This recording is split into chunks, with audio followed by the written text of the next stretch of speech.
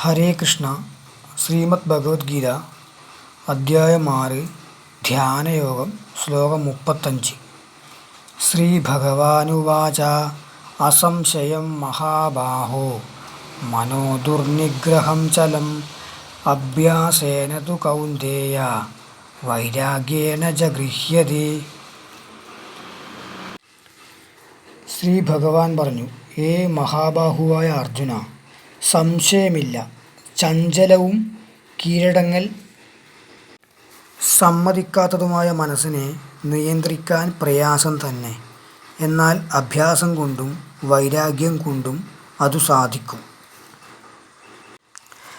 അസംശയം മഹാബാഹോ മനോ ദുർനിഗ്രഹം ചലം അഭ്യാസേന തു കൗന്ദേയ വൈരാഗ്യേന ച ഗൃഹ്യതേ.